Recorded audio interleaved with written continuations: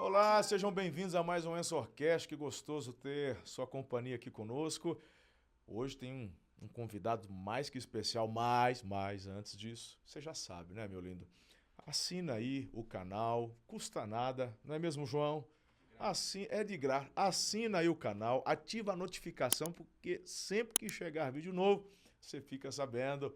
E então você ajuda também a compartilharmos mais aí para que este Ensorcast alcance o maior número de pessoas possíveis. Muito bom, sem mais delongas, nós estamos num evento muito especial aqui nesse final de semana da igreja. E esse amigo querido aqui, pastor Jânio, eu conheci em Fortaleza há poucos meses, 2 meses atrás. Exatamente. Né? E olha, a gente teve um bate-papo tão gostoso, parece que nos conhecemos há muito tempo, foi mais que especial. Você vai conhecer a história dele hoje, daquilo que ele faz olha, e eu acredito, eu estava antes, agora à tarde, falando, não vamos gravar o Ensorcast hoje lá com o pastor Jânio, e uma das áreas onde Deus tem usado muito a vida dele é na área de curas, milagres. E eu falei, bom, ele trabalha operando através da mensagem da cruz que ele prega, gerando fé. E isso acontece muito nas cruzadas, quando ele está presente. Eu falei, mas, bom, o podcast é gravado.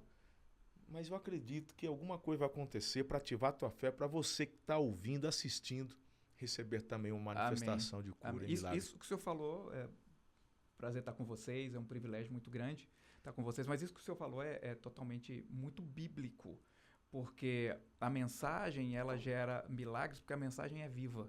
Então não importa da presença da pessoa estar no local ao vivo ou não. O que importa é que se a mensagem é a mesma de Cristo. E se Cristo está vivo como ele está vivo, não importa quando ela foi mencionada ou falada, quem pode ouvir o Evangelho recebe do poder do Evangelho. Eu costumo dizer em minhas pregações, ou onde eu vou pregar, que depois que as pessoas escutam o Evangelho ou a mensagem que eu carrego, elas não podem sair piores da reunião ou de um podcast que assistiu em que nós ministramos. Porque se a mensagem ela é real e se ela é de Deus, ela vai fazer com que aquela pessoa fique melhor em todos os sentidos, porque a mensagem não é de uma pessoa especial pregando para as outras pessoas que não seriam especiais. Uau. A mensagem é: Cristo é especial, escolheu cada um de vocês, cada um de nós, e quando nós ouvimos a palavra dele, ela perdura, ela funciona em nossas vidas, independente se tem um homem de Deus ou não. Jesus é a resposta, porque ele te deu essa resposta. Glória a Deus, uau, forte isso. Jânio, antes de conversarmos sobre esta mensagem que você carrega, a tua história ela é muito forte para mim. Eu já disse, não, eu quero deixar isso registrado, né? Porque eu me recordo exatamente ali na Conferência Nordeste do nosso amigo do Bispo Fabrício, e milhares de pessoas, e depois nós estávamos ali nos bastidores, o pessoal almoçando, e convidados chegando. Eu lembro do Thales chegando, fazendo festa, porque o Thales é pura alegria. Eu não consegui nem cumprimentar o Thales, a gente estava conversando. Eu, o Jânio e a Ana, e eu tava só aqui, ó, e chorando, eu não consegui nem cumprimentar o Thales. Porque a tua experiência marcou demais. Vamos do início, pode ser? Podemos. Então, porque uma das curiosidades é essa. Bom, a pessoa fica imaginando, meu Deus, um homem tão usado quanto o pastor Jânio, deve ficar jejuando 24 horas por dia, é muita espiritualidade, por isso que é magrinho assim. Agora, eu acho que vai cair alguns sofismas aí, mas conta pra mim, onde você nasceu, né, um pouquinho desse início aí, porque eu quero chegar lá a tua conversão, uma coisa assim, muito... Mas vamos do início, vai lá. Vamos. Eu quero primeiro me apresentar, meu nome é Jânio César da Silva, hoje eu moro nos Estados Unidos, na cidade de Tulsa, Oklahoma. Sou pai de 2 meninas, a Aimee e Julie. A Aimee tem 9 anos, Julie tem 6 anos de idade. E a Jéssica é minha esposa, é minha namorada desde a minha adolescência. E eu sou pernambucano, mas o ministério nosso, toda a sede é Rio de Janeiro e hoje nos Estados Unidos. E aos 17 anos de idade, eu estava começando a pensar nas coisas de Deus, mas assim, meio que pensando, se eu morrer, para onde eu vou e tudo. Aí eu ganhei um Novo Testamento de uma pessoa que eu perguntei se ela era crente cristã. Eu nunca tinha tido contato com o evangelho, nunca tinha tido nenhuma participação de ouvir uma boa notícia. A única vez que alguém tentou me evangelizar, disse que eu tinha que usar calças, porque eu usava shorts, e jogava basquete, eu tinha que parar de jogar basquete para poder Deus olhar para mim. E eu nunca considerei que isso era uma boa notícia. Mas né? na sua infância, por exemplo, a sua família, né? Conta um pouquinho disso aí que vai entender a minha conversão, porque Isso. eu, filho da minha mãe com o meu pai, só que meu pai não era o marido da minha mãe. Minha mãe não era a esposa do meu pai. Meu pai tinha sua família, tudo, e ele pulou a cerca, e aí eu nasci. E quando a minha família, por parte de pai, vem me buscar, porque na época de 89, não sei se você lembra do famoso Plano Collor, a minha família, com minha mãe, onde eu morávamos em São Paulo, eu sou pernambucano, mas morávamos em São Paulo. A gente voltou para Pernambuco, vendeu tudo, colocou na poupança, perdemos todo o dinheiro, não podia mexer no dinheiro, passamos muita necessidade. Minha família, quando eu tinha 10 anos de idade, por parte de pai, veio me buscar, sabendo da situação, descobriram que tinha um outro filho do nosso pai, e vieram me buscar. E minha família tinha uma condição muito boa na cidade. Do seu pai do lá meu no pai, Pernambuco. lá em Pernambuco. Mas esses primeiros 10 anos com a sua mãe aqui em São Paulo foi bem difícil. No início era bom, até a gente Até voltar para Pernambuco, o Plano Collor pegar todas as coisas. Aí a gente passou até fome e tudo. E quando minha família, por parte de pai, vai me buscar, eles eram os empresários de uma região, donos de muita coisa, uma família muito conhecida. Eu já sabia que meu pai tinha posses e tinha muita coisa, mas como eu não tinha um registro, não tinha um nome da minha família, então eu não tinha nada de herança. Porém, minha família, por parte de pai, foi me buscar e disse, nós precisamos dar alguma coisa que nosso pai falou sobre esse nosso irmão. E fui para lá trabalhar com eles. Com 10 anos de idade, fui viver com essa família. Aí eu saí de uma família classe média em São Paulo, voltei para Pernambuco, paupérrimo, passando necessidades financeiras até os 10 anos de idade. E a partir dos 10 anos de idade, volto a um nível de vida quase milionário com a minha família por parte de pai. E agora descobrindo tudo que meu pai deixou, tudo que meus irmãos tinham por parte de pai. Quando eu tenho 17 anos de idade, eu ganhei um Novo Testamento. Uma pessoa, perguntei para ela se ela era crente e ela falou, eu sou, vou voltar já já. Aquele Novo Testamento dos Gideões, que coloca nos hotéis, que é um compridinho assim, tem um pequenininho, tem um compridinho. Eu peguei aquele Novo Testamento e comecei a ler. Li Apocalipse, aí eu fiquei chocado. E aí primeiro livro que você leu foi Apocalipse. Eu fui Apocalipse porque passava coisas na televisão e aí eu falei, eu vou ver aquilo. A tua fé, aquela fé é católica. Eu, na verdade, tinha a denominação era a fé católica, porque 98% da minha cidade era católica, onde eu estava morando, mas eu não conhecia nada. Eu não tinha... Não frequentava igreja, não ia na missa? Quando a família, por parte de pai, ia à missa, eu ficava na parte de fora brincando com os amigos. Então, nunca ouvi nenhuma missa. Porque com sua mãe não ia? Não. Minha mãe, uma vez, teve uma oportunidade de ir numa igreja, acredito que presbiteriana. Eu era pequenininho e fui com ela, segundo ela. Então, foi a única vez que eu sei que minha mãe tinha entrado numa igreja antes disso. Eu nunca tinha ouvido o evangelho, como eu disse. A única vez que eu ouvi foi alguém dizendo que eu tinha que usar calça comprida e não podia jogar basquete para poder ter uma chance que Jesus podia me salvar. Só que salvar de quê? De um short? Eu não sabia, não entendia, não falou sobre vida eterna, não falou de nada. Então, quando foi com 17 anos, nessa situação, vivendo com a família por parte de pai, longe da minha mãe, eu morava já sozinho no meu apartamento. Eu já ganhava o meu dinheiro com a minha família. Supostamente eu tinha um monte de propriedades, que no final das contas eu não tinha. Eu ganhei um Novo Testamento. Quando eu li Apocalipse eu achei muito chocante, tinha um nome lá da besta, e lá no Nordeste, besta é um palavrão, porque eles se referem a uma besta fera, e para lá não é que é um palavrão feio, a gente chama que é nome feio porque está falando do demônio. Então quando eu vi aquilo eu falei, tá aqui seu livro, não gostei, e devolvi para ele. Aí o senhor falou assim, você leu o quê? Eu falei, eu li, esse aqui é Apocalipse, aí fala da besta fera, eu quero esse negócio aqui não. Porque a gente tinha como a personificação do demônio, e realmente é alguma coisa sobre isso. Aí ele falou, não, você não entendeu como deve ler o Novo Testamento. Você tem que começar pelos evangelhos. Eu falei, o que são evangelhos? Ele falou, são os 4 primeiros livros do Novo Testamento. Eu falei, Ele falou, leia o livro de João. O livro de João tem uma linguagem que você vai entender. Aí ele falou assim, capítulo é aquele número maior, versículo é o menor. Eu falei, que versículo? Que capítulo? Eu não sabia de nada. Abri a Bíblia, eu falei, esse homem falou tão bonito comigo, eu vou ficar de joelhos. Tinha aquele negócio que fica do lado da cama, que a gente não pode mais dizer o nome, que as pessoas dizem que é errado. Eu me ajoelhei ao lado daquele móvelzinho assim, do lado da cama, morava sozinho num apartamento, na verdade um prédio de 2 andares, eu morava num dos quartos sozinho. E aí eu me ajoelhei e abri, e lá estava escrito assim, no princípio era a palavra estava com Deus, essa palavra era Deus. Todas as coisas foram feitas por intermédio dele. Sem ele, nada do que foi feito se fez. A palavra estava no mundo. O verbo se fez carne, falando sobre Jesus. Aham.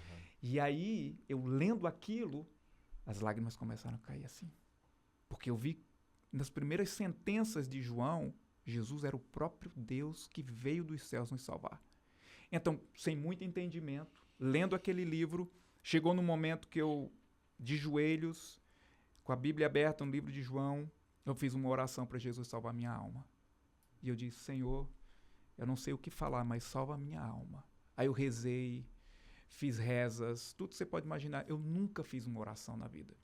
E eu lembro que eu disse, Jesus, salva a minha alma. Você tinha 17 anos. 17 anos. Salva a minha alma. Eu não sei o que eu sou, mas o Senhor pode salvar a minha alma e me dar uma eternidade. Algo desse tipo. Eu falei palavras assim, eu chorava. Eu nem sabia o que estava falando direito. Eu sabia da convicção. Ele pode me salvar agora. Ele vai me salvar agora. E algo começou a me inundar, eu começava a chorar, eu rezei, tentei fazer um Pai Nosso, eu não sabia fazer. Eu não sabia como orar um Pai Nosso. O Ave Maria era o que eu mais conhecia. Só que quando eu terminei, eu falei, mas a Ave Maria não tem nada a ver com Jesus. Aí eu liguei para minha mãe, mandei uma mensagem, como é que reza um Pai Nosso? Porque eu acabei de entregar minha vida a Jesus aqui, eu não sei. Eu só falei, Jesus salva minha alma, o Senhor é meu Salvador e eu preciso que Ele faça uma oração bonita, assim. Ela falou, olha, as palavras são essas, aquilo outro. Depois eu voltei e fiz aquela oração. Voltei para aquele homem, devolvi e falei, olha, aqui eu agora acredito em Jesus e Ele salvou minha alma. Eu senti uma paz muito grande no meu coração. Apesar que eu não sabia como orar, ele falou, não, esse é um presente para você, essa Bíblia, esse Novo Testamento. Agora você precisa, porque meu plano era, quando eu ficar velho, agora eu vou para a igreja. Eu agora já tenho a salvação, eu agora já tenho Jesus, Ele salvou minha alma, Ele é o Filho de Deus. Eu entendi tudo lendo o livro de João. Uau. Só que eu não entendi uma coisa. Eu preciso congregar numa igreja. Eu preciso fazer parte do corpo de Cristo. Já era parte do corpo de Cristo. Foi o que eu fiz. Queria devolver a ele. Ele falou, agora você vai para a igreja. Eu falei, não, para a igreja agora eu não vou, não. Aí ele falou uma frasezinha que nunca esqueci na minha vida. Ele falou, olha, a Bíblia diz que aquele que declarar Jesus publicamente, ele vai falar diante do Pai o seu nome, vai declarar quem você é e salvar a sua vida. Mas o que negar diante dos homens, será negado diante do Pai. Eu falei, de maneira nenhuma, Jesus salvou minha alma.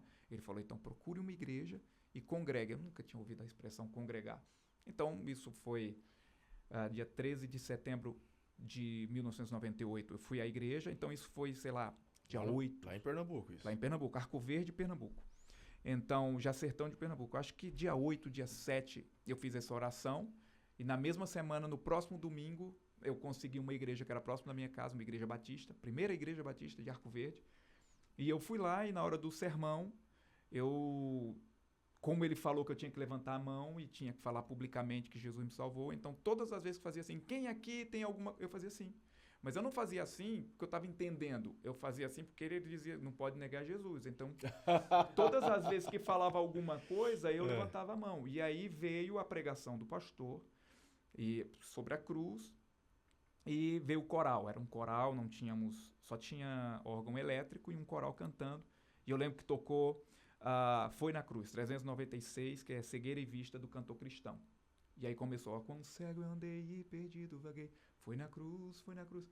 E ali eu já estava emocionado, eu falei, é agora. Eu tenho que entregar minha vida a Jesus publicamente, eu fiz isso em casa. E aí o pastor falou assim, neste momento, eu fiquei preparado. Aí ele falou, nós vamos cantar a última hora. Aí eu falei, meu Deus do céu, ainda vai cantar. Eu não posso, eu tenho que sair desse culto levantando a minha mão. As pessoas têm que ver que eu sou salvo, que eu amo Jesus e que Jesus me ama. Eu não posso negá-lo. E aí ele cantou a última hora, ao findado labor dessa vida. E ele falou, temos aqui alguém que quer entregar a sua vida a Jesus. Eu levantei minhas mãos. Antes ele pediu para levantar a mão, porque o homem falou que eu tinha que levantar a mão. Para não negar. Eu levantei uma mão. Aí ele falando, já temos uma pessoa aqui na minha direita que levantou sua mão entregando a vida a Jesus. Nós temos mais alguém que quer entregar sua vida a Jesus? Aí eu achei que ele estava dizendo assim, nós não temos ninguém. Depois eu soube que ele estava perguntando se tinha mais pessoas. Então eu levantei as duas mãos. Eu! Ele falou assim, nós temos uma pessoa muito empolgada para entregar a vida a Jesus. Por favor, tragam ele aqui. Eu vim. Era aquele púlpito que era como um curral assim, que você fica dentro, Isso, com o microfone no pedestal apontado para ele. Perfeito. Eu fiquei do lado dele, eu subi a plataforma, não era para subir a plataforma, eu subi, cheguei do lado dele, aí ele botou a mão assim, como um bom orador, e fez assim, qual o seu nome, jovem? Você está tão empolgado para entregar a vida de Jesus? Eu falei, meu nome é Jânio César. Aí ele falou assim, atenção, rádio ouvinte. O Jânio César está entregando a vida dele a Jesus. Quantos anos você tem? Eu, 17. E eu comecei a pensar, que coisa maravilhosa, não é que é verdade? Ninguém sabia quem eu sou. Foi só dizer que eu entregar a vida a Jesus publicamente. O mundo está me ouvindo através da rádio. Dizendo agora, esse rapaz é filho de Deus. Então, na mesma época, eu me batizei nas águas, tudo, e comecei já a pregar nos evangelismos, e dali a minha família chegou para mim e eu fui avisar, por parte de pai, eu me converti, Jesus salvou minha alma e tarará. Eu lembro que na maneira que eu estava terminando de falar, o meu irmão mais velho, o qual eu morava com ele, o qual supostamente eu tinha muitas riquezas por causa do meu pai e tudo, ele bate com a mão muito forte assim naquela mesa de aço que tinha antigamente nos escritórios, olha para mim, aponta, levanta assim, bate e faz assim, se você não tem o nome dessa família, se você não tem a herança dessa família, saiba que a partir de agora você é um traidor dessa família e você não vai ver mais R$1. Levante-se, ponha de pé e para fora da minha casa, a partir de hoje. Meu Deus. Eu morava num apartamento que era dele. Tudo que eu fazia e que recebia dinheiro era da minha família agora. Eu fui morar com minha família supostamente rica e que eu tinha minha herança. No final das contas eu não tinha mais nada. Voltei para casa, mas eu tinha Jesus. E isso era suficiente. Você voltou para casa da sua mãe? Na verdade, minha mãe veio morar na cidade quando eu tive isso e fui morar junto com ela. E aí voltamos para a mesma situação daquela do plano Collor. Ei. E nós não tínhamos mais o que comer, não tínhamos muita coisa, mas eu tinha Jesus. Meus irmãos começaram a frequentar a igreja comigo. Eu lembro que eu tinha que fazer o revezamento da roupa. Num domingo eu ia com uma, no outro domingo eu ia com outra. Pegava a roupa emprestada do meu irmão para poder ir. E comecei a levar os irmãos mais novos. Hoje eu tenho um irmão mais novo que é um mestre e um pastor da palavra. Uau. Toda a família da parte da minha mãe hoje está em Cristo. E todos, por causa desse dia que eu fui na igreja, levantei minha mão. Então tem um irmão que é pregador e toda a família. Minha mãe hoje participa do círculo pentecostal, oração, hora nona, aquelas coisas todas. Canta aqueles corinhos de fogo e tudo. E cada um é de uma igreja diferente, mas todos são salvos, graças a Deus. Então foi assim que eu comecei e a partir desse momento eu descobri que Jesus salvou a minha vida e na igreja falava-se muito, se você morrer você vai para o céu, porque Jesus te salvou. Mas você nunca pode tirar a sua própria vida. Jesus tem que te levar. Então eu entendi, porque pregava-se muito, eu não posso tirar minha própria vida. E isso foi crucial de ouvir, porque eu recebi Jesus. Eu agora sou salvo. Eu agora tenho uma eternidade, mas eu agora sou rejeitado pela minha família. Eu agora não tenho o que comer. Não tinha nada. O que foi que eu pensei? E se Jesus me levasse para o céu já? Se eu morresse? Estava resolvido. Eu não tenho futuro. Eu não tenho dinheiro. Algumas pessoas diziam que eu era muito magro e feio. Eu discordo. Magro eu sou, mas feio não. Não tinha nada. Tudo que eu possivelmente tinha, eu lembro que eu dei a resposta ao meu irmão. Eu vou vencer na vida sem R$1 dessa família. Porque eu tenho o nome de Jesus. E um dia, vocês vão dizer que o maior orgulho dessa família é que eu faço parte. Eu falei naquela hora que ele falou que eu não tinha mais nada. Só que chegou num momento que você, com 17 anos de idade para 18, você pensa, eu sou salvo. Então, Senhor, se a minha vida está nas suas mãos, eu chegava todos os dias de joelhos, vinha da igreja, eu estava na igreja todos os dias, trabalhava, ia para a igreja todos os dias. Jesus, me leva para o céu. Eu não tenho propósito para viver. Até que um dia, aos 17 para os 18 anos de idade, alguém me emprestou um livro. Eu tinha a Bíblia que garantia minha salvação e falava que eu tinha a vida eterna. E aí eu ganhei um livro. Não ganhei, emprestou. Uma moça me emprestou um livro. E esse livro, ele tinha uma capa dourada e ele tinha um título assim: Você é o melhor de Deus. Quem escreveu chamava-se Dr. T.L. Osborne. Eu peguei aquele livro, eu comecei a ler o livro. E o livro do Ministério Osborne, eles têm muitas fotos dos milagres que aconteceram. E aquele livro é um livro mostrando a essência humana, como Deus valoriza o homem. E eu comecei a ler o livro. E eu começava a chorar. Porque Deus começava a falar assim: você nasceu para o sucesso. Você nasceu para fazer um impacto. Você nasceu para transformar vidas. Tudo que você vê nesse livro é possível se você acreditar na minha palavra. E aí eu comecei a ver as folhas do livro com as fotos do T.L. Osborne orando pelas multidões e os milagres acontecendo. E agora eu começava a ver como se fosse eu na foto. E Deus dizia: você nasceu para isso. Você tem um propósito. Você vai impactar o mundo. Pregue o meu evangelho. Para isso você nasceu. Uau. Você tem uma herança, o meu nome. Aí eu voltava, ia trabalhar, voltava. Eu tenho que ver aquele livro. Começava a ler o livro. Meu Deus. Aí depois eu ia orar: Senhor, me tira dessa... Não, não tira, não. Porque se eu nasci e tenho um propósito, eu tenho que entender isso. Eu não entendia. Eu era uma pessoa tradicional. Eu não sabia o que era nada. Até um momento que eu tive em oração uma visão. Entendi claramente. Eu fui chamado para pregar o evangelho. Aí eu me matriculei numa escola bíblica. Estudei. E aos 19 anos de idade, no início da escola bíblica, renomada no mundo todo, hoje eu sou professor dela em vários países no mundo, eu saí no meio da rua e comecei a anunciar os propósitos de Deus. Nunca tinha orado por ninguém. Eu era a pessoa mais tímida que você pode conhecer, porque a miséria, ela causa uma timidez, mas não é uma timidez. A miséria, ela causa um senso de inferioridade. Uhum. Ela faz com que você não olhe nos olhos das pessoas porque você se sente sempre inferior.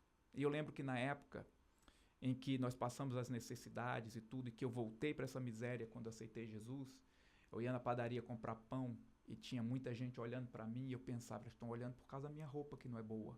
Estão olhando para mim por causa da minha necessidade. Então eu sabia o que era riqueza e o que o rico, o suposto rico, pensava, e sabia o que era ser pobre. Então eu ficava assim: estão me olhando. E aí quando a pessoa perguntava: quantos pães você quer, menino? Eu dizia: eu não quero mais não, eu saía chorando. Meu Deus. Porque eu tinha vergonha de falar quantos pães eu queria. Aí agora Jesus salvou minha vida. Agora toda a timidez estava lá, a vontade de morrer estava lá, mas aí eu leio um livro que fala sobre a Bíblia, dizendo que eu sou o melhor de Deus, e agora eu digo: então eu vou por onde eu começo. Aí eu tenho uma visão do Senhor para pregar o evangelho, e agora eu não tinha mais nada. Eu lembro que eu tinha pouca roupa, mas eu tinha uma Bíblia, e aí eu comecei a sair no meio da rua. Jesus Cristo é o Salvador. E comecei a pregar nas praças. E comecei a orar por pessoas. Há quantos anos? 18 anos, Ana? Ia fazer 19. 19 anos. Isso foi em 2001, abril de 2001. Tinha 19. E eu lembro como hoje, eu já tinha... abril de 2001 é a primeira vez que eu prego publicamente. Em praças eu tinha 18 anos.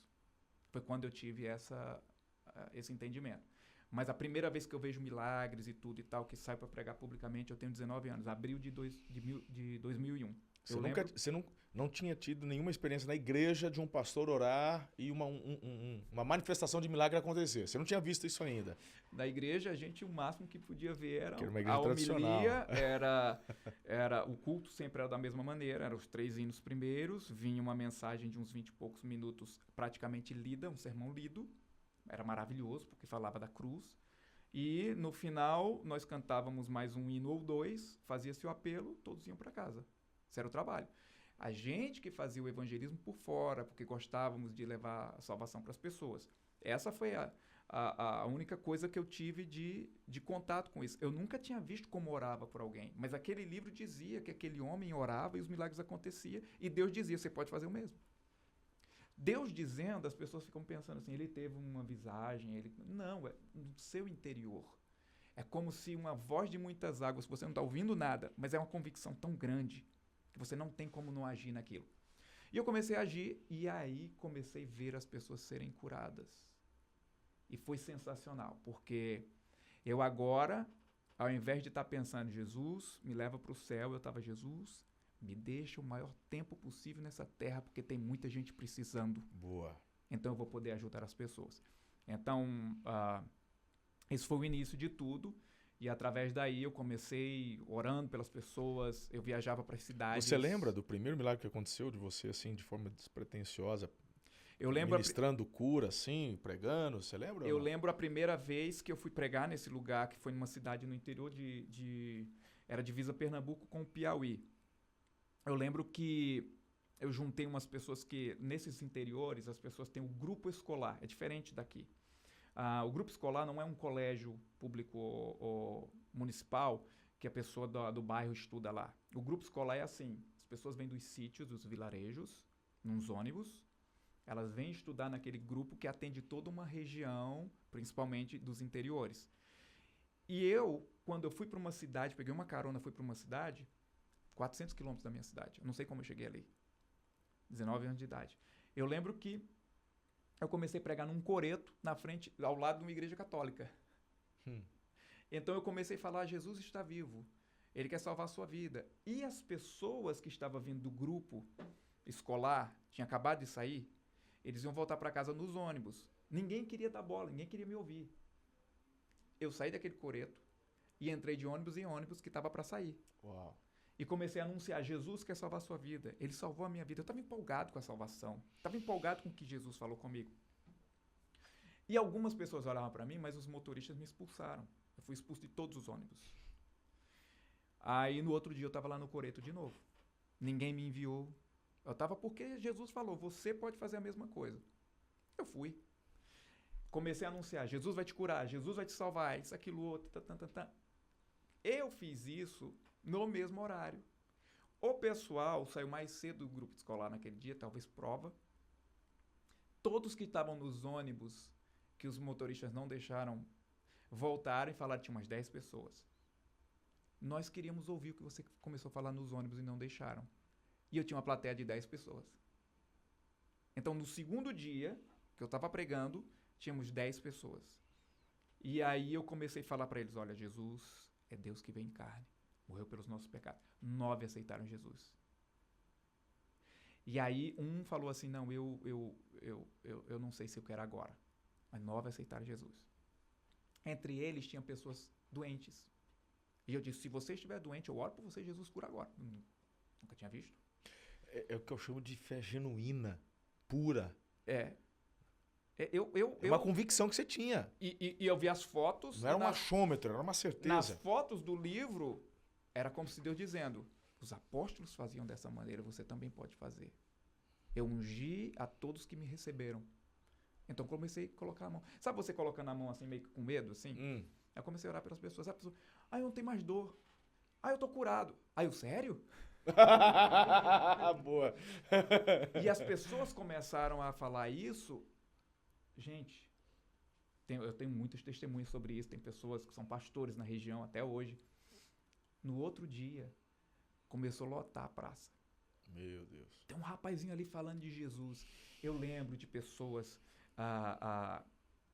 que não eram crentes, pessoas que estavam nas drogas. Tinha pessoas que a maneira que eu falava com elas começou a atrair, vinha pessoas homossexuais e dizia assim, eu nunca ouvi um amor tão puro de uma pessoa que me ama tanto. Então nós queremos ouvir sobre esse Jesus que você tem. Numa praça. E eu começava a pregar. Então nós tínhamos pessoas héteros, homossexuais, doentes, sãos. Nós tínhamos católicos, evangélicos, um monte de gente. Daqui a pouco, você crê no batismo no Espírito Santo? Ore por mim. Aí pedia para orar, batismo no Espírito Santo. Começou a ter um movimento tão grande na praça e era o tempo de voltar para casa. Mas a gente conhecia o pessoal de algumas igrejas dessa região, então muitas pessoas começaram a ir para as igrejas dessa região. Chamava Araripina o nome da cidade, e a outra que eu ia pregar chamava Marcolândia. Araripina é Pernambuco, Marcolândia já é Piauí. Então foi assim que eu comecei, as primeiras curas foi desse jeito, e eu lembro que eu orava por coisas grandes e muita coisa não acontecia. Eu cheguei pro meu pastor e falei, olha, eu já vi a cura real e tudo e tal. Quando eu fui para a igreja mais renovada, e meu pastor chegou e disse assim, mas o que é que você está querendo saber? Eu falei, olha, eu orei por um monte de gente com doenças e tudo e tal, eu vi algumas curas, mas as coisas grandes eu não vi acontecer. Ele falou assim, você perdeu o quê orando por essas pessoas? Crendo no que Jesus falou. Eu falei, nada. A pessoa ficou pior do que antes, quando você orou? Ela perdeu alguma coisa? Eu falei, nada. Ele falou, então continue sendo fiel a Deus. Porque quando acontecer, já que vocês não estão perdendo nada, vocês vão ganhar tudo. Meu Tanto Deus, você, com bom experiência, como a pessoa que está sofrendo. E daí, eu comecei a preparar minhas próprias campanhas evangelísticas. Já fui abrir igrejas com o ministério, e nas minhas igrejas, eu já alugava o auditório, ou conseguia com a prefeitura um auditório regional, e anunciávamos campanha de cura com o missionário Jânio César. Bem novinho, eu tinha que deixar um cavanhaquezinho para parecer mais velho, porque lá no sertão você tinha que ser barrigudo e velho para ser um pastor. E eu tinha 22 anos de idade. E assim começamos a fazer as cruzadas evangelísticas e as campanhas, e ao mesmo tempo eu era como supervisor das igrejas locais, e tinha uma igreja que eu pastoreava e ao mesmo tempo estava fundando em outra cidade. Então, todos os dias eu tinha um culto para pregar ou uma atividade para fazer. Meu Deus, por que eu perguntei? É porque às vezes as pessoas veem, né, hoje, seu ministério, sua relevância, as pessoas não têm ideia da forma como começa. E tudo isso tem a ver com, em primeiro lugar, a fé genuína, ela é a base, e depois uma questão de você interagir com os direcionamentos do Espírito Santo, né? Então, E bons mentores. mas isso veio depois. Veio Aí depois. você se submete aos mentores. Exatamente. Mas como que o chamado de Deus foi algo tão puro na sua vida e você, de forma despretensiosa, começa a anunciar, olha, não, Jesus fez, ele faz hoje, vou fazer também. Nunca viu ninguém fazer antes, mas você leu, creu, está na Bíblia, Exatamente. vou fazer. Exatamente. Olha Eu lembro isso. que quando fui para minha primeira missão internacional, essa história é sensacional. Eu tinha 21 anos de idade, nós fomos para Bolívia. Foi um grupo liderado por um pastor e por uma pastora, nos levou para a cidade de Cochabamba e na região de Cochabamba, que está 2.000 e poucos metros acima do nível do mar, e a gente subia para 2.800, 3.000 metros, era onde a gente pregava mais, nas aldeias. E eu lembro que na cidade de Cochabamba, eu tive a oportunidade de pregar em espanhol para as pessoas, e nas praças públicas, eu fazia a mesma coisa lá do início. Então tínhamos um grupo, e chegava um momento, olha, essa praça aqui quem prega é o Jânio, essa praça aqui quem prega é o Edilson, quem prega é a Jéssica. Chegou num momento, a principal praça de Cochabamba, onde tem os pensadores che guevaristas, com a camisa do Che Guevara, tem os pregadores, tem os vendedores. É um tipo de praça latina que é um pouco diferente do que a gente está acostumado mais aqui no Sudeste, tem um pouco parecido no Nordeste, mas é bem peculiar dos países andinos. E eu lembro que eu comecei a anunciar, 60 pessoas vieram me ouvir. Jesucristo es el Salvador. Ele quer salvar-te e sanar-te. Jesus Cristo é o Salvador, ele quer te curar e quer te salvar. E eu lembro que eu comecei a falar e juntou uma multidão de umas 60 pessoas, numa praça pública, do nada, sem nenhum aviso. Uau. E aí os che guevaristas vieram. Isso era no ano de 2002. Campanha política no Brasil muito forte. E eles começaram, enquanto eu pregava, eles começaram a gritar o nome de candidatos do Brasil. E eles começaram a gritar Viva la Revolución, se referindo a Fidel. E eles começaram a gritar no meio da minha pregação, porque eles não conseguem juntar uma multidão. Eles querem tirar a multidão dos outros. Isso. E aí eles começaram a gritar dessa maneira. Que Dios que nada. Se existe Deus, porque os niños estão tão hambrientos? Que Deus que nada. Se Deus existe, por que as crianças estão passando fome? Por quê? E disse o nome da ideologia. Vai poner uma nova roupa en el viejo hombre. Porque o tal da ideologia vai colocar uma nova roupa no velho homem. Quando ele falou isso, eu falei, ok, Você quer pregar para as pessoas aqui? Você quer minha multidão? Então vou fazer um desafio. Isso foi uma das primeiras coisas sensacionais assim que eu vi na vida. Porque eu lembrei de Elias desafiando os profetas de Baal. Jesus desafiando, qual é mais fácil dizer ao paralítico. Daquela mulher, o homem da mão ressequida também. E aí eu tinha lido naquele livro do T.L. Osborne que quando ele foi pregar num lugar islâmico, o pessoal disse que Jesus não estava vivo e ele falou, se Jesus não estiver vivo, ele não vai curar. Então, quando eu orar e não tiver cura, vocês podem dizer que eu estou errado. Mas se tiver cura, e Jesus está vivo, vocês se ajoelham e aceitam o meu Deus. Ei.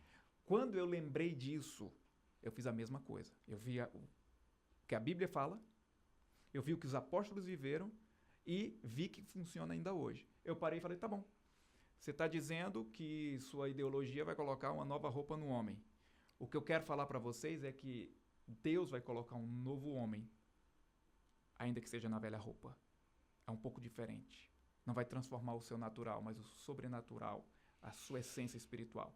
Nós vamos fazer algo aqui.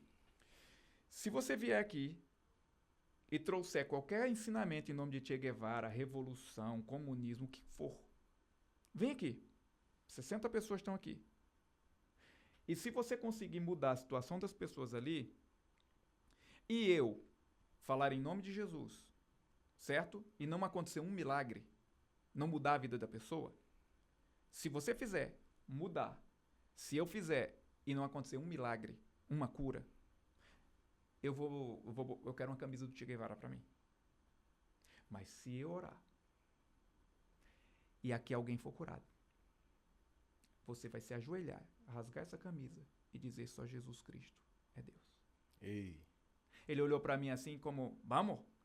Aí eu falei assim, por favor, a pessoa que estiver doente aqui, tem alguém doente aqui? Eu quero a pessoa que está mais sua frente. Chegou uma mulher comigo chorando. Eu estou com tanta dor, estou com tanta dor, e veio. Aí eu comecei a orar pela mulher. Todo mundo olhando. É um desafio? Todo mundo olhando. Aí ele começou a ver que a mulher começou a chorar de alegria. Glória a Deus! E aí eu falei, cadê você? Ele correu. E aí eu falei para eles, vocês viram que Deus não é uma ideologia, mas é o Salvador? Quantos querem aceitar Jesus vendo que Jesus é a verdade? Che Guevara está morto, mas Jesus está vivo. Agora, olha que interessante. Todos aceitaram Jesus. Olha que interessante essa experiência sua. Ela é muito profunda. Eu, como pastor de igreja, Jânio, eu vejo isso acontecer. Muitas pessoas, elas acham que se virem um milagre, estou falando de assistir, não de receber, elas irão crer. Uhum. Assistir milagre não muda ninguém. Uhum. Assistir um milagre pode ativar a sua fé para que você também receba um milagre. Uhum. É uma coisa. Agora, achar que a manifestação do milagre, a pessoa está lá, eu vou assistir, blá, blá, blá. Veja aí o caso.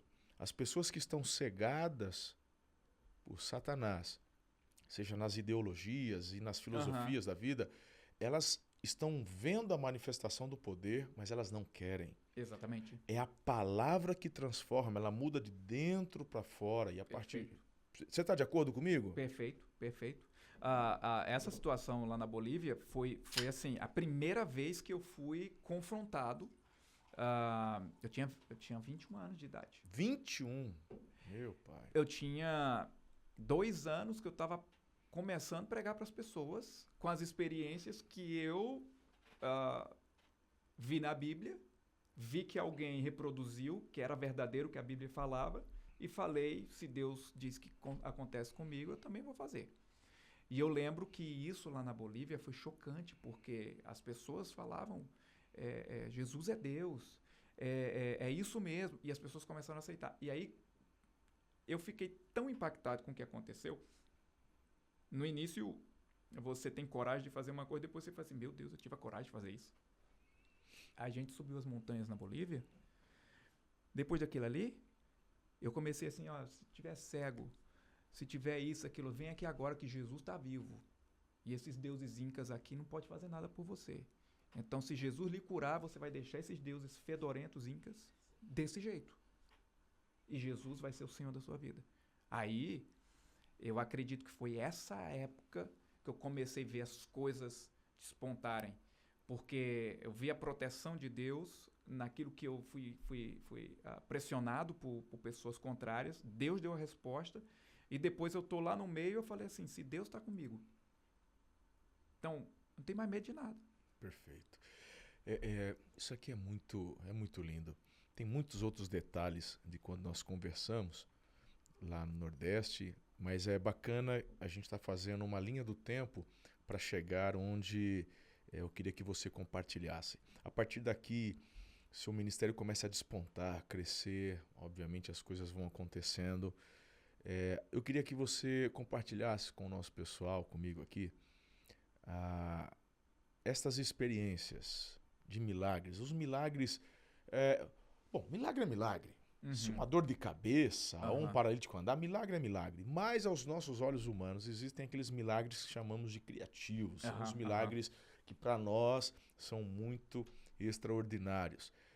Compartilha conosco algumas experiências dessas que te marcou, que foi algo assim. Eu, lá no Nordeste, acompanhei uma que Deus usou tua vida, eu compartilhei com a igreja aqui, inclusive, daquele surdo, mas eu queria que você compartilhasse alguma dessas experiências. Teve uma que você falou pra gente lá, que o camarada, se não curar, eu vou matar e tal. E depois, no dia seguinte, a mulher...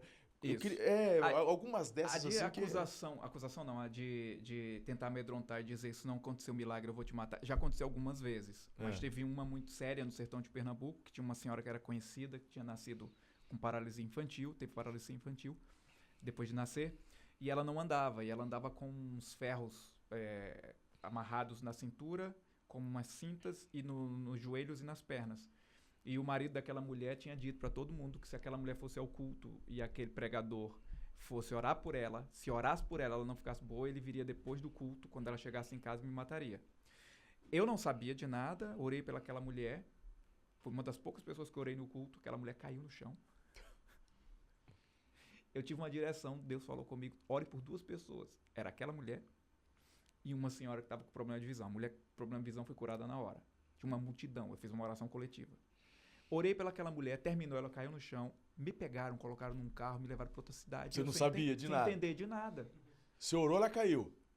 Ela caiu porque... Mas caiu no poder? Não, eu caiu mandei tirar porque... os ferros e falei, antes... A mulher caiu porque não conseguiu andar, porque a manifestação da cura não foi não aconteceu ali. Eu não sabia de nada. Me tiraram da cidade, levaram para não sei quantos quilômetros depois. Eu tinha que pegar realmente um ônibus para ir para outro estado, mas eu não precisava ser tão rápido daquele jeito. Saíram vazados com o homem. Eu só fui saber depois, porque quando aquela mulher chegou em casa, o homem queria me matar, mas aí disseram, ele já fugiu. Eu nem sabia que eu era um fugitivo.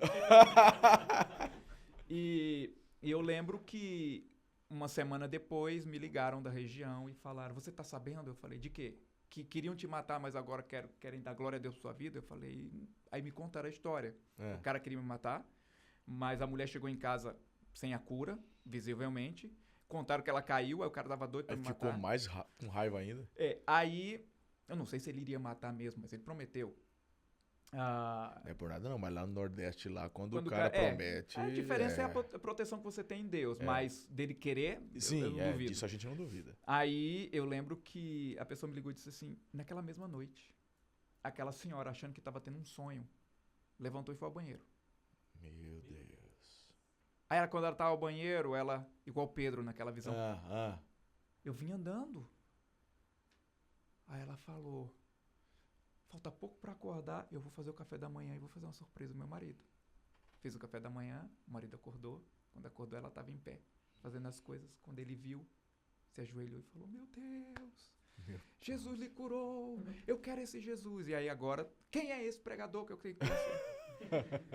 Gente, isso é muito sobrenatural. Então, que coisa mais são coisas sensacionais, mas como a gente chegou com uns 21 anos de idade, quando deu mais ou menos 24 anos de idade, eu falei para a igreja, para os meus líderes, para tudo, eu falei, olha, eu não quero mais pastorear, eu não quero mais ficar à frente de nada, eu quero sair viajando e fazer campanhas evangelísticas em todos os lugares.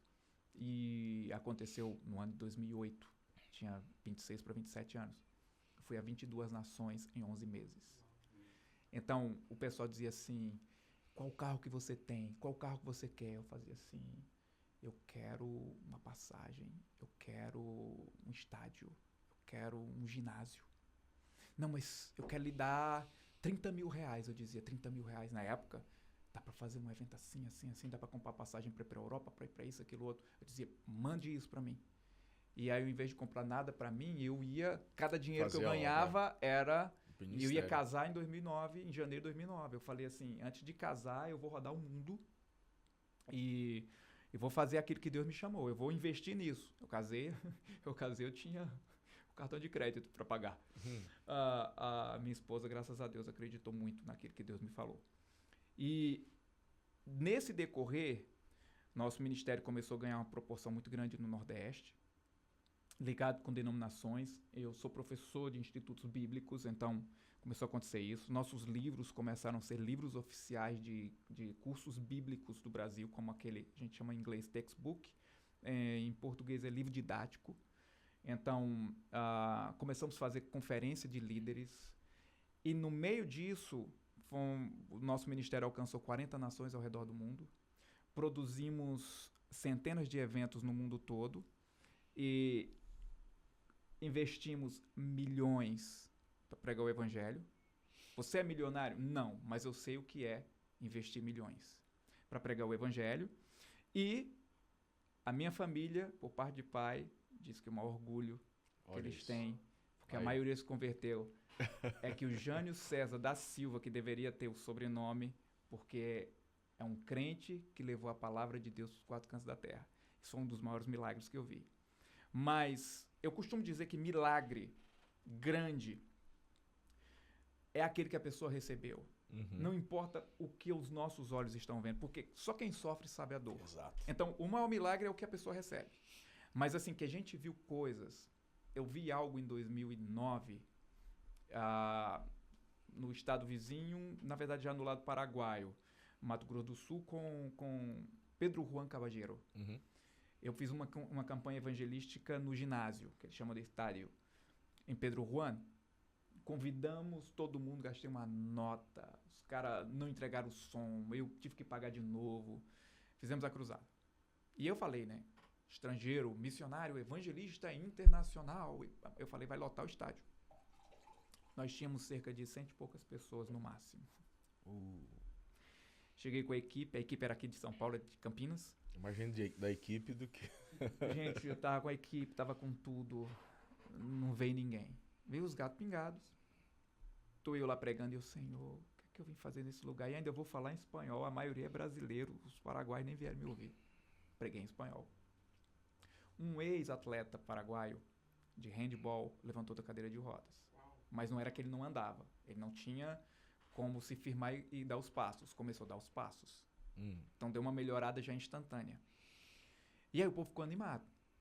E aí trouxeram o pessoal para oração. E como não tinha uma grande... Eu nem usei a equipe.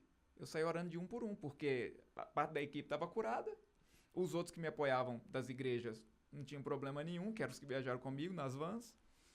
E só um ou outro que era da região precisava de cura. Aí veio uma mocinha, 8, 9 anos de idade, 7 anos de idade.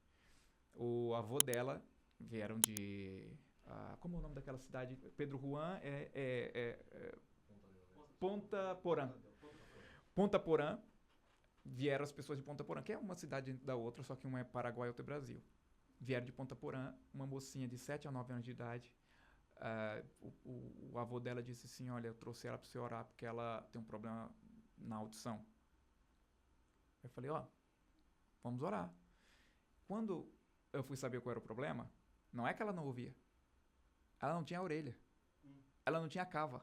O duto auricular, ela não tinha nada. Ela tinha um pedacinho de carne assim. Mais nada. Nessa orelha aqui. É isso. Nessa mão. Não tinha nada. E eu falei, e o que foi? Ele falou, ela nasceu com essa má formação, ela não tem tímpano, ela não tem orelha, ela não tem a cava, não tem nada. Eu falei, amém. Todo mundo empolgado com o que tinha acontecido com aquele ex-atleta. Coloquei a mão sobre ela e falei, em nome de Jesus, Senhor, coloca de volta o que não veio no nascimento.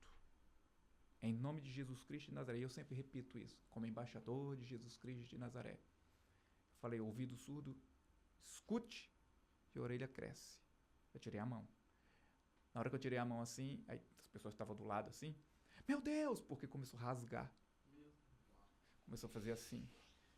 Aquele pedacinho, talvez você, sem ver a imagem, você diz, ele está contando uma história que não pode provar. O avô, familiares, todo mundo pode provar isso. A orelha dela começou a crescer.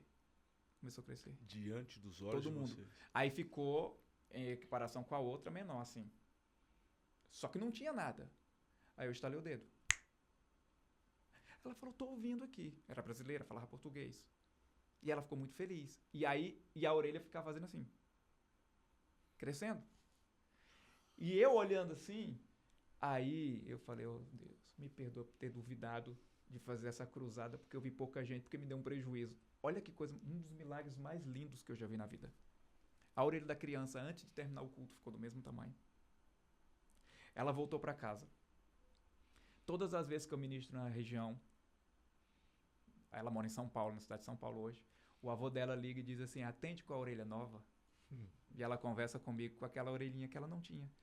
Então isso foi uma coisa sensacional. Outra coisa que aconteceu, tem um milagre muito conhecido nacionalmente, Cara, de eu uma creio pessoa, muito, tem uma pessoa que é bem conhecida nacionalmente. Gente, já orei por pessoas que morreram, já orei por pessoas que não foram curadas. É a fé no nome de Jesus, não é a pessoa. Se você está aí me assistindo agora e orar por você, orar por outra pessoa, Jesus está presente para curar. E eu lembro que um milagre muito famoso no Brasil. Essa pessoa ficou bem famosa depois que aconteceu. Eu lembro que isso foi no ano 2010, morava em Belo Horizonte, recebi uma ligação da Fernanda Brum, cantora famosa, o Emerson Pinheiro, um grande amigo meu, esposo da Fernanda Brum. A pastora Fernanda Brum me ligou e disse, olha, eu tenho uma amiga que eu já falei para você, ela está praticamente morta, os médicos deram 3 dias de vida, mas eu estava orando aqui e Deus falou comigo, se você vir orar por ela, ela não morre. Isso foi num domingo à noite, início de novembro de 2010. Eu falei, eu vou agora. Eu cheguei no Rio de Janeiro, tomei café da manhã com a Eixla, com a Fernanda Brum, e nós fomos para um hospital chamado Hospital Pasteur, no Meia, e estava lá a família de uma moça chamada Bianca Toledo. Eu nunca tinha visto na vida. Ela é dessa cidade, de Araçatuba. Ela é daqui? É. Eu nunca tinha visto aquela moça na vida, não sabia quem era. E eu lembro quando eu cheguei, a mãe daquela moça se jogou nos meus pés. Eu falei, pelo amor de Deus, não faça isso. Ela falou, pastor, faz alguma coisa por minha filha. Eu falei, senhora, não é fácil, mas Jesus disse que é possível. Se a senhora crê, é possível. E eu lembro que fui para o CTI. A UTI. A UTI era diferente do que a gente está acostumado, pelo menos eu, acostumado àquelas salas fechadas. Ela era uma parede de um lado, outra do outro e uma cortina. Então todos eram boxes. O que você fazia ali, todo mundo ouvia nos outros lugares. Eu lembro que a Fernanda Brum e a Eixla começaram. A Fernanda Brum, ela andava com... Fernanda é uma bênção. Ela anda com uma garrafa assim, rosa, cheia de óleo. E ela pegou o óleo com a Eixla, começaram a cantar uma música que dizia Talita Cumi. Eu nunca tinha visto a música. Era tudo novo para mim. E ela passava as mãos nas pernas dela, não podia, tá? Mas a Fernanda começava a ungir as pernas da Bianca. Eu não sabia quem era. Eu vi na cama um monstro, porque era o que parecia. Deformada, era uma coisa, a pele muito escura. Isso. Os olhos ficavam uma parte branca aparecendo. Não era uma cena bonita. E as máquinas segurando ela, porque ela tinha poucos dias de vida, segundo a Fernanda Brum, 3 dias de vida. Porque eles queriam desligar ela e desistir. Tanto é que eles vão fazer isso e aí é onde acontece o milagre. E eu lembro que elas começaram a cantar essa música Talita Cumi, e eu lembro que eles olharam para mim e fez assim, a Eixla me chama Pastor Janinho. Pastor Janinho, sua vez. E eu tinha orado antes, Senhor, por que a Fernanda Brum me ligou dizendo que se eu orar, essa moça não morre? Tantas pessoas no mundo estão orando, o que é que eu vou fazer que ninguém fez? E o Senhor falou para mim claramente, ela está viva por causa das orações dos santos. E você vai dizer claramente essas palavras. Se apresente, diga seu nome a Satanás e repreenda todo espírito de morte nos órgãos vitais. Eu vou orar nos hospitais, eu ensino para as pessoas, não precisa sair gritando, não façam isso, as pessoas do lado estão ouvindo. E lá eram boxes. Todo mundo estava ouvindo. E aí, sua vez. Eu não coloquei as mãos nela, mas eu fiz assim. Eu comecei assim. Escuta aqui, Satanás. Eu sou Jânio César, embaixador de Cristo Jesus. E na autoridade do nome de Jesus, eu dou uma ordem. Órgãos vitais, voltem a funcionar agora. Aí comecei a falar coração, os pulmões, os rins, comecei a falar gritando. E eu não estava nem ligado no que eu estava fazendo. De tão forte que eu estava fazendo, todo mundo veio ver. E quando eu abro o olho, os médicos do lado como se dizendo assim, alguma coisa boa está acontecendo. Ao invés de me repreenderem, eles olhavam para mim mesmo. E eu continuei. Quando eu olho, as máquinas começaram a fazer uns barulhos, uns apitos que eu não sabia, as linhas começaram a ficar modificando e ela começou, não foi se debater, mas começou a dar uns movimentos. Ela estava deitada na cama. A partir dali, eles vão desligar as máquinas e os órgãos vitais, que eles não conseguem recuperar nem com a máquina nem com a ressuscitação, quando eles desistem, depois da segunda ou terceira vez, no dia seguinte ou com 2 dias depois, os órgãos vitais dela voltam à vida sem nenhuma intervenção humana. Meu Deus. Deus faz os órgãos voltarem naturalmente, 2 dias depois, mais ou menos. E aí ela começou a dar o testemunho no mundo todo e eu fui conhecê-la anos depois. Então, esse foi eu tenho um livro meu, que até está fora de estoque, Um Milagre que Chocou uma Nação, porque foi muito forte na época. Ela chegou a pregar para 80 mil pessoas dando esse testemunho. E sempre ela falava que eu tinha orado por ela. Então, são coisas grandes e um culto que eu estava pregando. Ela chegou a pregar na nossa igreja sobre o testemunho. Era aqui no Viver ainda a igreja, né? Foi um domingo à noite. Isso, ela é daqui de Araçatuba, ela então. O irmão dela Isso. daqui, família. Aí, outra coisa foi no ano de 2000.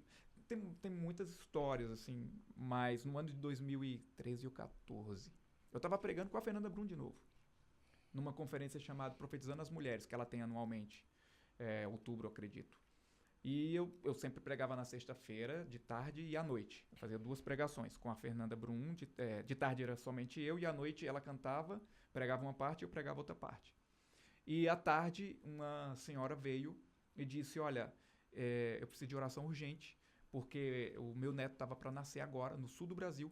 Disse o lugar, eu não lembro, mas era o sul do Brasil. E acabou aqui a notícia que os médicos não encontraram mais batimento cardíaco e tudo e tal, e a criança está morta, eles só vão retirar o feto. Se vocês podem orar por eles e tudo e tal. Ela chorando, uma avó. E aí nós começamos a orar, isso era 3, 4 da tarde. Começamos a orar. Era no mesmo momento que a criança estava sendo retirada antes de ser retirada do ventre. Tinha chegado o documento dizendo que estava morta. Nós oramos e pedimos para que voltasse à vida. No culto da noite, nós tínhamos a foto do Lorenzo vivo, perfeito, nascido. E as 4.000 mulheres que estavam lá viram a história e viram a foto do Lorenzo vivo. Então são coisas assim que me marcaram, mas a gente tem muita coisa aconteceu nesses últimos 20 anos pregando a palavra, 22 anos pregando a palavra de Deus. E o milagre maior é sempre o que a pessoa recebe, e você que está me assistindo, para receber um milagre é confiar que Cristo na cruz do Calvário pagou o preço e que uma conta nunca precisa ser paga 2 vezes. Meu Deus. Se uma conta já foi paga, não aceite pagar de novo. A enfermidade que você sofre, o pecado que te rodeia, já foi pago na cruz do Calvário. Ninguém precisa pagar uma conta 2 vezes. Exija os seus direitos em Cristo Jesus. E você vai ver que quando você resiste ao diabo, ele foge de você. E por isso que os milagres acontecem. Quando a gente entende que fomos emancipados da nossa enfermidade, do nosso pecado, da nossa miséria. Cristo tomou sobre si o nosso sofrimento. Então nós podemos tomar sobre nós a glória que foi colocada sobre ele, não para gloriar a nós mesmos, ou nos gloriarmos, mas para receber as bênçãos que Deus colocou para as nossas vidas. Está disponível em qualquer um que crê. Aleluia. Sabe, amigo, eu fico pensando, eu nasci numa igreja, né? Cresci, e uma das maiores dificuldades que eu tive com a renovação espiritual, o batismo dos dons, é justamente superar as barreiras que são impostas. Eu falei agora há pouco de sofismas, né? E são estas barreiras, mentiras, sofismas que nos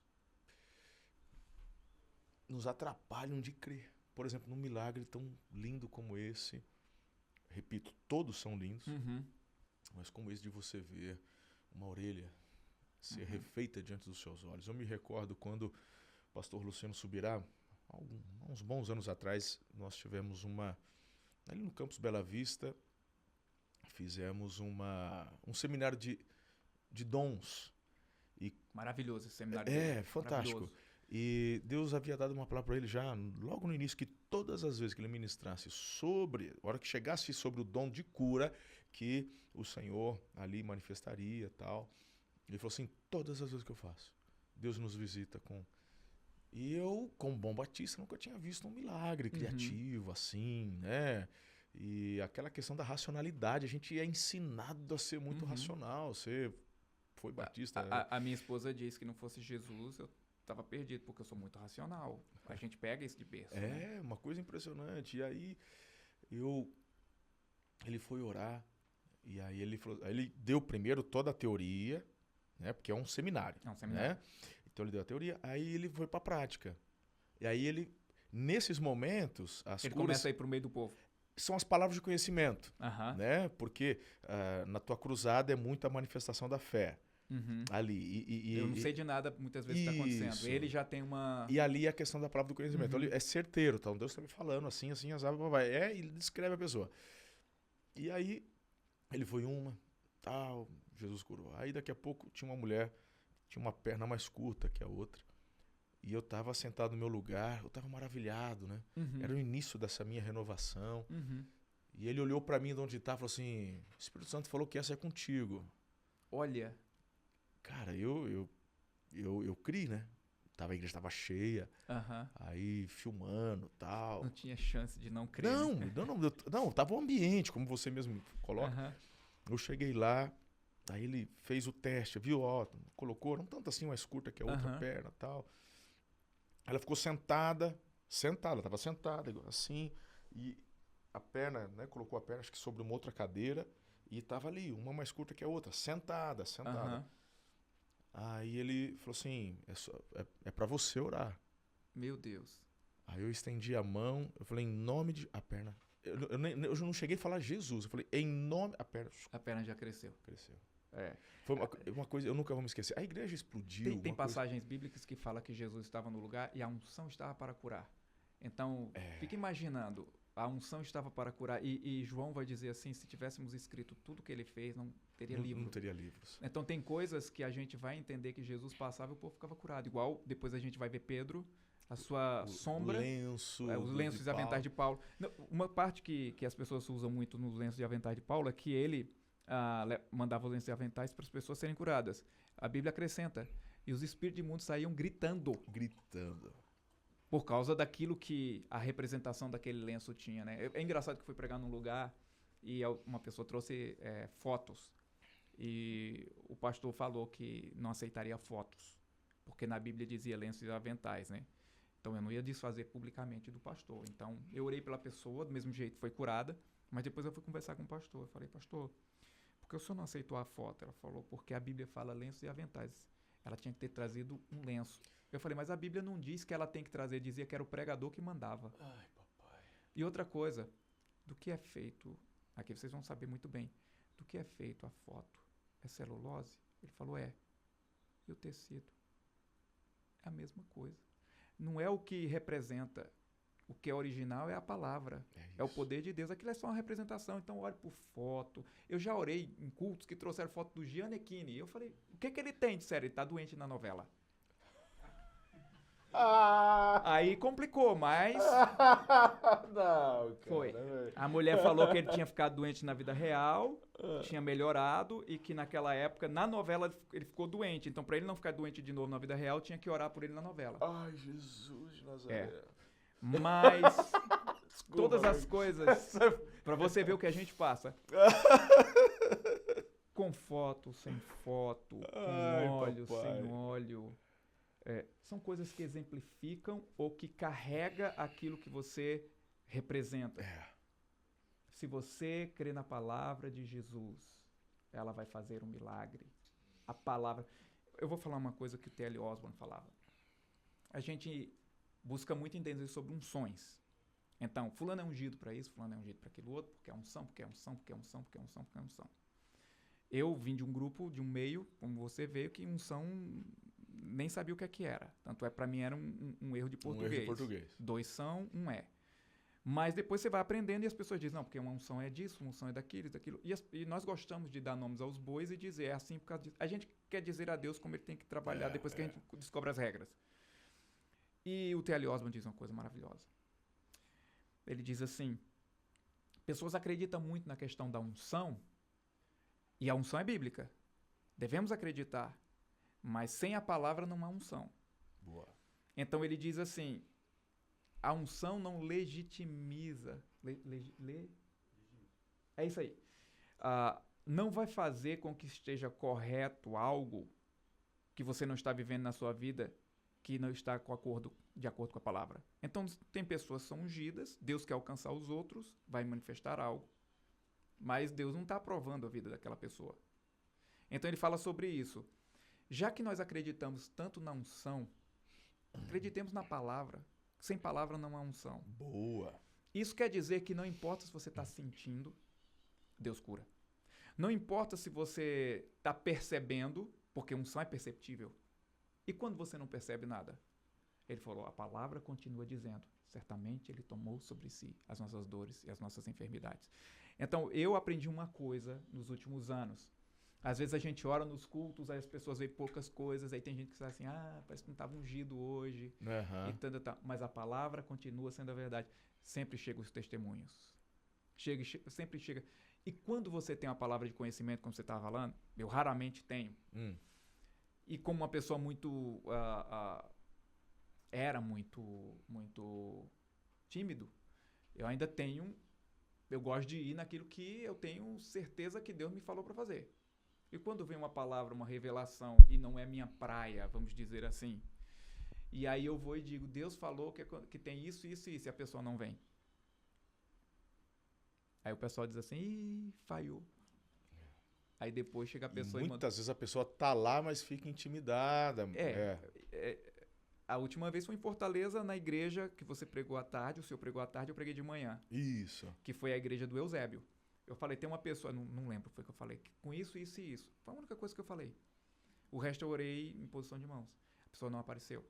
Depois descobrimos que a pessoa tinha um problema muito sério, que uma veia no cérebro dele, alguma coisa, o duto dela estava corrompido e que ele podia morrer a qualquer momento, por causa da pressão e tudo e tal. Aneurisma.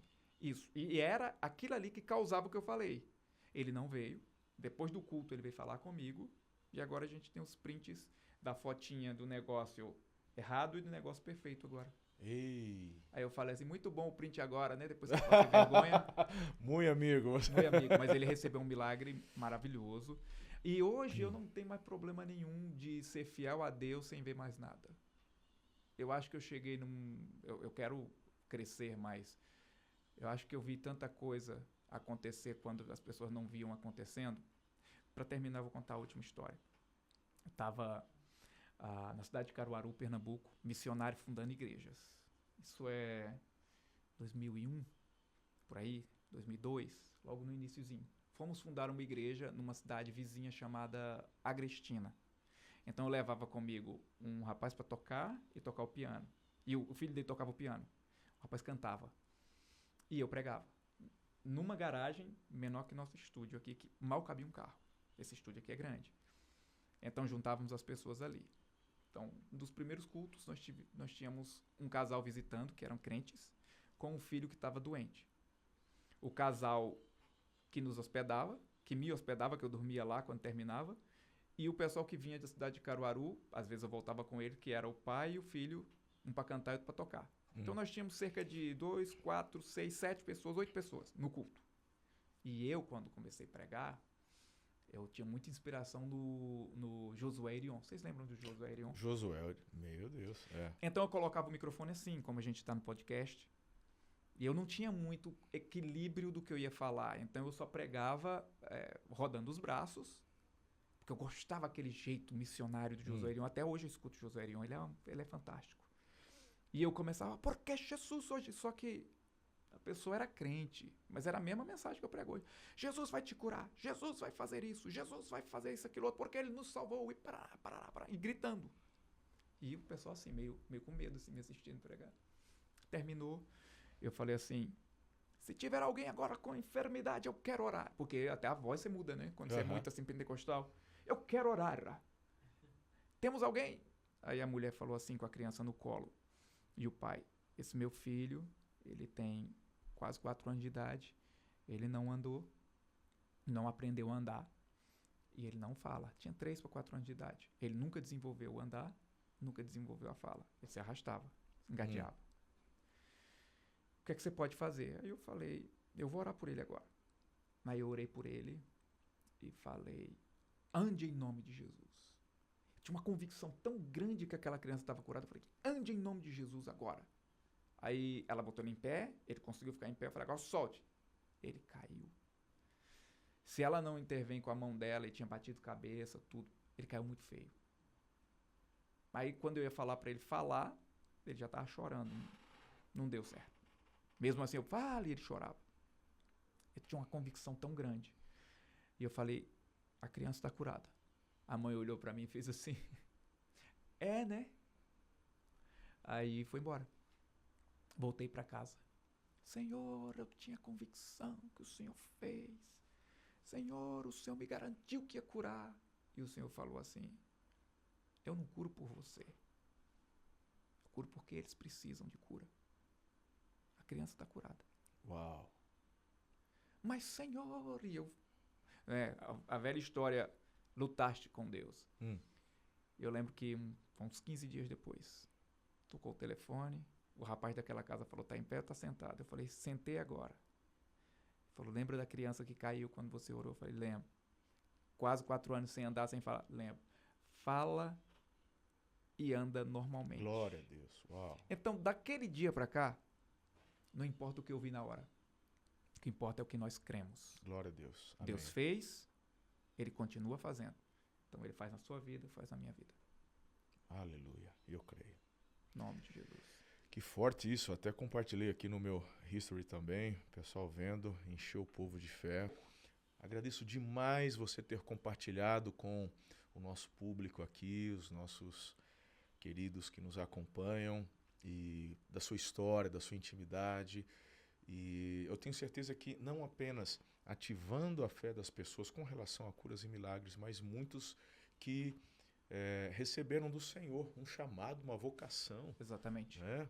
Porque isso aqui é muito legal, onde elas vão entender e perceber que o Senhor, Ele não usa aquele que vem de universidades, que tem seus anéis de doutorado, teologia, mas aquele cujo coração é totalmente dele e crê com fé na palavra que Ele já deixou. Amém. Então esse é o resumo, e o Senhor é aquele que faz além do que Amém. pedimos ou pensamos. Eu tenho certeza que o seu ministério só está começando, amigo. Só está começando. Amém. Tem muita coisa linda para acontecer. Amém. Creio que Deus vai fazer grandes coisas e eu estou muito, muito, muito, muito feliz por estar aqui, e creio que esse lugar vai ficar marcado na nossa história. E assim como eu contei os testemunhos de alguns lugares, lá na frente eu vou estar pregando. Um dia eu estava na cidade de Araçatuba. Aleluia, aquele amém. povo maravilhoso, e aconteceu Amém. isso, isso e isso. Porque Jesus é fiel e Ele é o mesmo ontem, hoje e o será para sempre. Glória a Deus. Muito obrigado pela oportunidade. Povo lindo, obrigado mais uma vez. Olha, vamos fazer o seguinte. Depois nós vamos deixar o link, tá bom, João? Dos cultos, tanto dos cultos de hoje, que é sexta, sábado e domingo. Vai ficar o link para você também ouvir a mensagem que ele vai pregar aqui no final de semana e poder assistir o mover de Deus. Combinado? Então não esquece de assinar o nosso canal, ativar o sininho aí das notificações e compartilhe esse podcast com o maior número de pessoas que você puder. Um beijo no coração, até o próximo Mensalcast.